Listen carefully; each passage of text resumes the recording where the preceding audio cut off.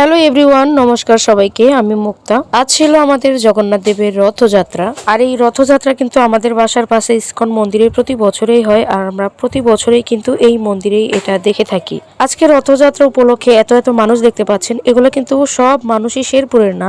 অনেক মানুষ রথযাত্রার সময় শেরপুরের বাইরে থেকে আসে। গত বছরের একটা রথযাত্রার ভিডিও কিন্তু আমার পেজের মধ্যে দেওয়া আছে। সেখানে কিন্তু বলা আছে যে রথযাত্রায় কিভাবে যায়, কিভাবে তার নিয়ম রীতি আছে, তার প্রতিটা ধরন প্রতিটা নিয়মই কিন্তু সেই ভিডিওতে আমি তুলে ধরেছি। আর ভিডিওর মাধ্যমে আমি সেটাতে বলার চেষ্টাও করেছি।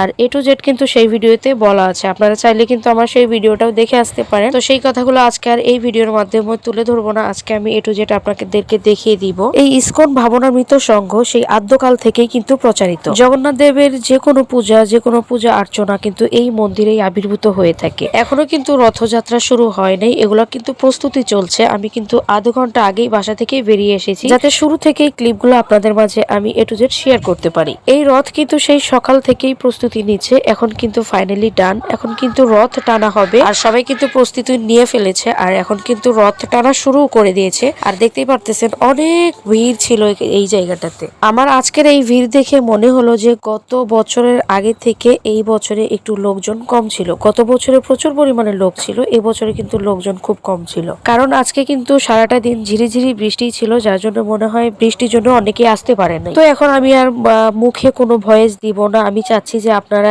লিগেল ভয়েসে শুনুন। এখানে কিন্তু অনেকটাই কীর্তন করছিল প্রভুরা, তারপর গান করছিল, সেটাও একটু শুনে যান আপনারা।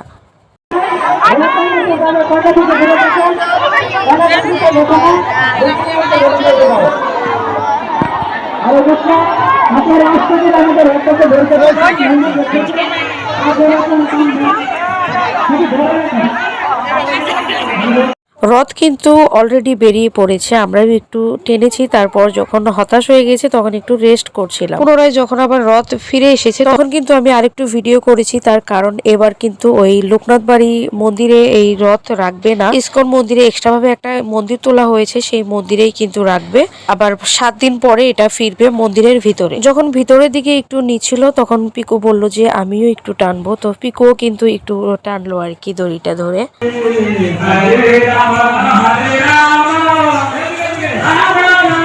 বাবা ছেড়ে দাও।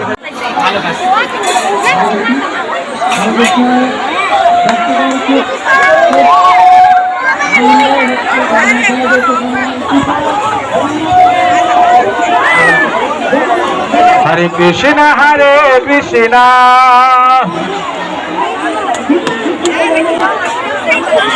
কৃষ্ণ হরে। তো ভিডিওটা কেমন লাগলো কমেন্টে অবশ্যই জানাবেন। জয় জগন্নাথ।